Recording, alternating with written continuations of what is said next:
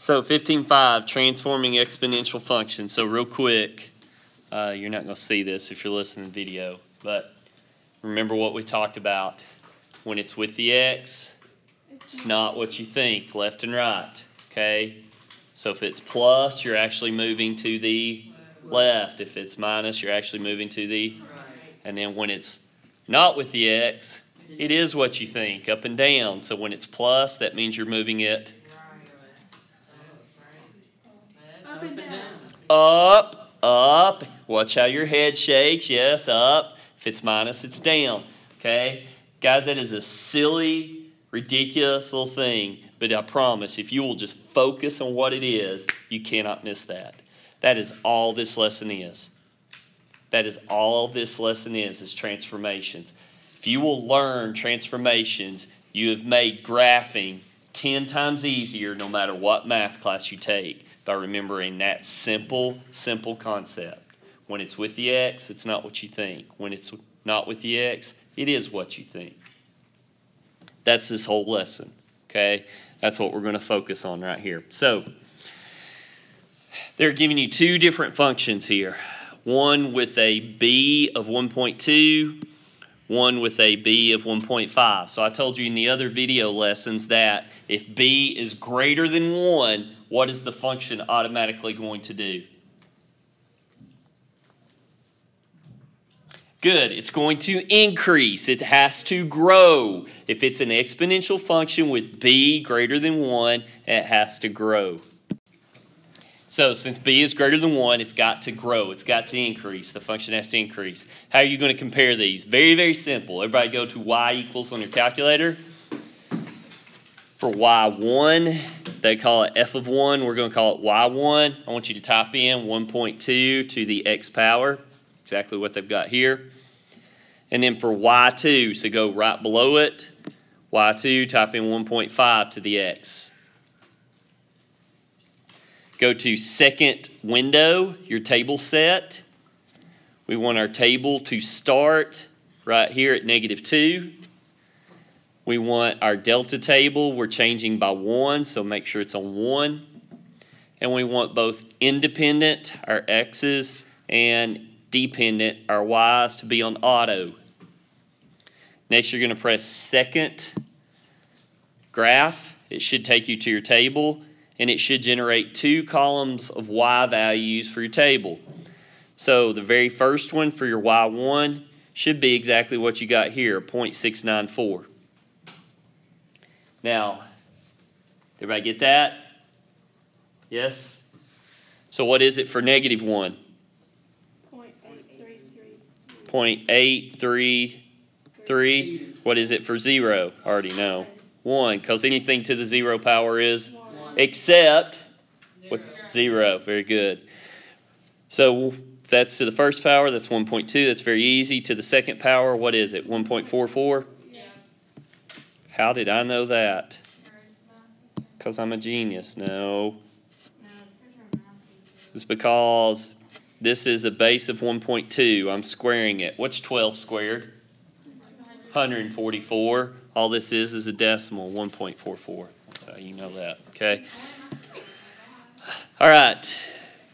Go to your other column. What's 1.5 to the -2 power? 0.4 repeating, right? We'll just do 444. Okay.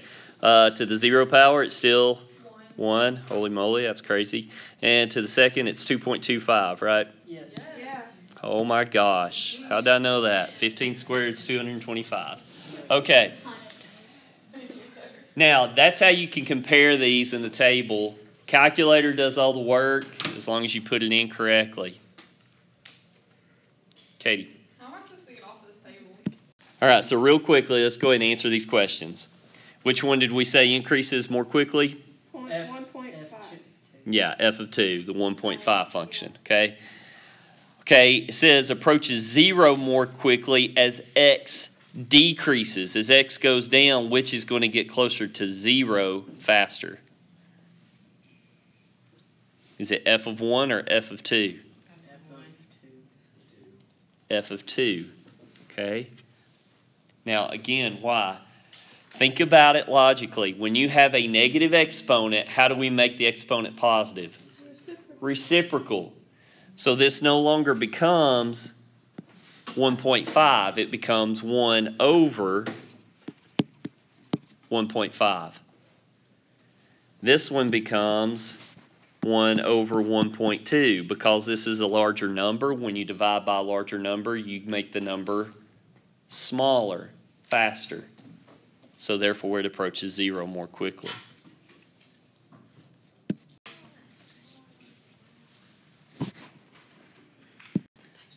Okay, so let's talk about these values here. Because our base value, again, is a value less than 1, it is a fraction. When I do a negative exponent, to make it positive, I do the... So what's going to happen to this fraction? It now becomes something that is greater than 1, because when you do the reciprocal, this is really 6 over 10, which is 3/5. But what's the reciprocal of 3/5? 5/3. So now you have a bigger numerator than the denominator, so you have a number that's greater than 1. When I do a positive exponent, this still remains a fraction that is less than 1. That is why what's happening to our values again? What do we say has to happen? They've got to decrease, okay? So let's answer these. Which one increases more quickly as x decreases? So as x's go down, which one's getting bigger faster? F of 3 or F of 4? F of 4. F of 3. As x decreases, so where the x is going down, which one's getting bigger faster? This one is. Okay.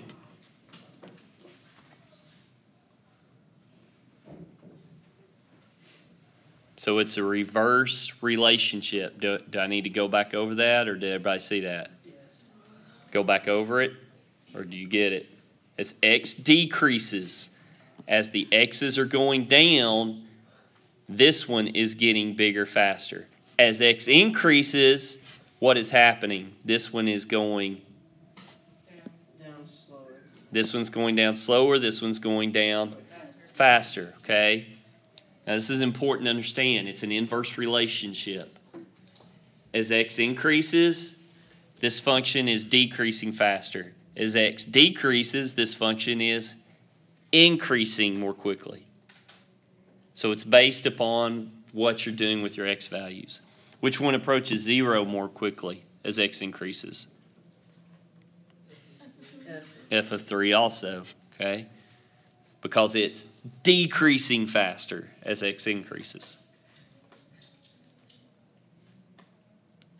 And what's the y-intercept for both? 1. Okay.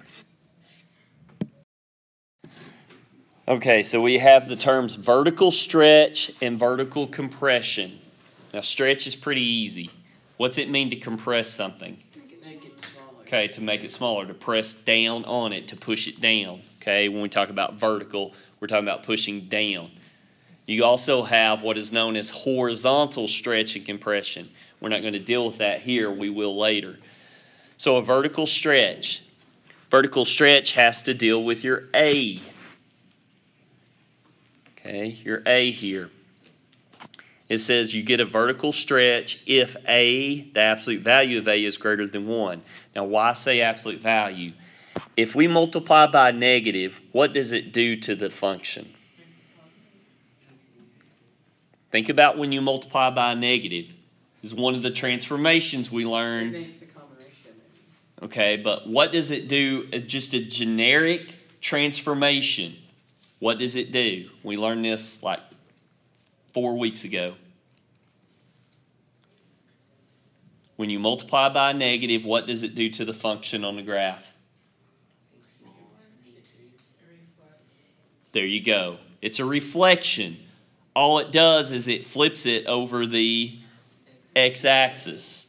Does it change the shape of the function? Doesn't change anything about the function except that instead of being in the positives, it's now in the negatives or vice versa. Okay? What we're looking for is the actual value of A. That's why it says absolute value. If A is a value greater than 1, it stretches the graph vertically, which means it makes it increase more quickly. If A is less than 1, so what would be a value less than 1? Something that is a fraction, not negative. Okay, what did we say a negative does? A negative only what? Flips it, reflects it. That is all a negative does. We're talking about the absolute value being less than 1. Absolute values less than 1 are fractions that are less than 1. Why not 0? What happens if I multiply all of this by 0? It's 0. It's 0, okay? It's no longer an exponential function. It is now a constant function, okay? Again, understand notation here. When the value is less than 1, a fraction, decimal value less than 1, then we have a vertical compression. That means we're taking the graph, we're squatting it down, which means it's increasing, it's just not increasing as fast or decreasing, whatever the case may be. So what they've done is they've given you an example here. Very similar to what we just did. We had a function that had a base ratio of 1.5. It's bigger than 1. Therefore, the function must be increasing. But we're multiplying it by an a that is less than 1. It's a decimal or fraction less than 1. Here's the parent function, the 1.5 to the x. Here's the new one. It is still increasing, it's just not increasing as quickly because we multiplied it by an a that is less than 1. So here's what I want you to do. I want you to take this example.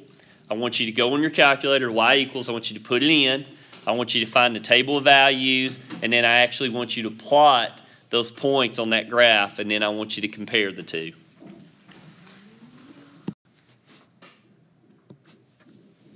Okay, so I want you to check and see if this is what yours looks like.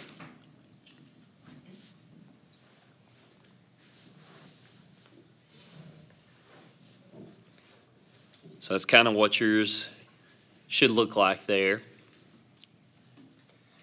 So let's talk about why is the graph going down?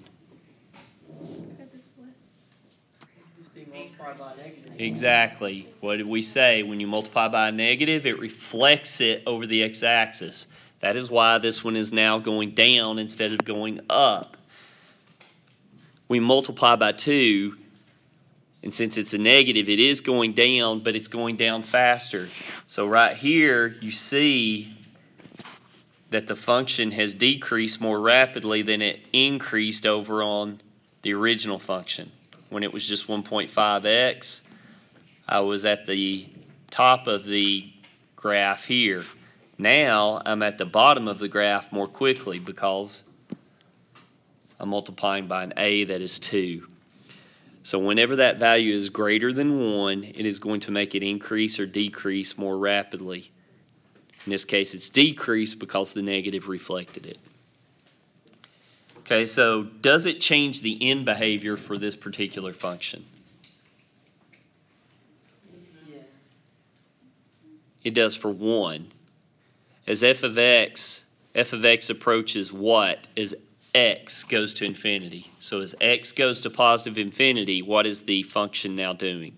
It's going to farther negatives. Okay, so it's going to negative infinity, whereas originally, what was it going to? Positive. Positive infinity. So it did change the end behavior here, or there. Okay. As x goes to negative infinity, what is it still approaching? Positive. Still going to negative. Look at the function. As you follow the function, and x's go to negative infinity, where is this going to? What value? This was all in the previous lesson. What's it going to do right here? It's going to try to go to 0. There you go. It's going to 0. It's flattening out. It's going to 0. What's the y-intercept? Why is it not 1? I thought we said anything to the 0 power is 1. It's the age can change it. Because the a is -2. So you're taking the value of the function, which would have been 1, but you're multiplying it by -2. All right, so again, let's go ahead and talk about if b is something that is between 0 and 1, that means it's a what? If it's between 0 and 1, it's a fraction. Very good. It's a fraction that's less than 1. What does it make the function do? It decays or it goes down, decreases, exactly. When we multiply it by this negative on the a, what's it now done? It's made it negative. Okay, so It it reflects. So if the original function was 0.6x, it is a decaying, decreasing function going down. But since I multiplied it by negative, it flips it. So now what's the function doing? It is now growing, increasing. Do you see how it changes the behavior of the function by multiplying by negative? Okay, that's the reason it's important to understand both the value of a and the value of b and what it does to a function. Both of those are critical. Any questions on that? Okay, so real quickly, let's just look at this. We're not going to fill it in. Let's just look at it. I still have a b that is less than 1, so the function is decreasing. I'm multiplying now by an a that is also less than 1. It is positive. So since it's positive, is it going to flip it? No. No. Since the a is less than 1, what is it going to do to the function now? Is it still going to decrease? Yes. Yes. Is it going to decrease as quickly? No. No. Okay, it's not going to decrease as quickly because I'm multiplying by a value less than 1. Now, again, could I put this in the calculator with the parent function and just look at them and compare them? Mm-hmm. Sure. All right, so the last thing is, what if you add a constant? Okay, now we could change this up, and I'm actually going to show you this even though it's not in the book. I'm going to have you guys do this real quick. But first, what happens when you add a constant here? Okay, is this plus 2 with the x? No, it is not with the x. So when it's not with the x, remember you shake your head how? Up and down. It is what you think. So what's it going to do to the function? It moved it up 2. So here was the original y-intercept, 1, because anything to the 0 power is 1. except 0. okay. So if that's the original function, if we add 2, what did it do? It moved it 2. up 2. Boom. Here was another point. What did it do? Moved it up 2. Here was another point. What did it do? Moved it up. 2. There you go. Everybody follow that? Not with the x, it is what you think. So if this had been minus 2, what would it have done? It would have moved every point down 2. Does it change the overall behavior of the function? No. The function still increases the same or decreases the same, whatever the case may be. All it has done is it's changed where its location is on the graph. So again, how do we change how quickly something increases or decreases? What do we change? What values? The A or B. A or B. Here's what I want you to do right now. Go on your calculator, and this is what I want you to type in. Go to y1, and let's type in 2 to the x, just like they did here. But then for y2, I want you to type in 2 to the x plus 2 power. So we're adding a constant, but we're adding it on the x rather than not. Go ahead and graph both. And then tell me what happened to the second graph when it graphed it. It went up. It moved what? It went up 2. It moved up? Yeah. Are you sure? Yeah. Mine went. Mm-hmm. Uh, Mine went up. yeah, mine did. It's pretty sure this is up. Yeah. There's a blue All right. one, there's a red one. So let's do this, okay? Go to your table. Look at the value for when x is 0. Wait.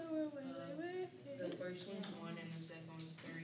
One, Okay, the first one is 1. The second one is what? 3. 3? Yeah. Mine was 4. Yeah, mine's 4. mine's 3. It should be 4. Mine's wrong there. Okay, should be 4. Wait, to the what? You guys Now, let's think. Look right here at your function. Plug 0 in. What's anything to the 0 power? 1. Plug 0 in here. What's 0 plus 2? 2. That now becomes 2 to the second, which should be 4. So here's the thing. You need to make sure you've got it typed in correctly in your calculator. We're not talking about writing it like this here. We're talking about raising it to the x plus 2. The whole exponent is x plus 2. Okay? Now, it still moved it up, but technically it did not move it up. Here's what it did. Think about when it's with the x, what's our head movement? Left and right. It's not what you think. So if I did plus 2, I would think I would move it how? To the right 2, but what did it actually do? Moved it to the left. Now when it shifts this original function to the left 2, that now makes it seem like it's actually moving it up, because now it's going to cross the y-axis at a different place. Why? Because this whole original function has been shifted what? To the left 2 places. That's a lot. So that's page, 727. what? Page 727, 1 through 27 odd.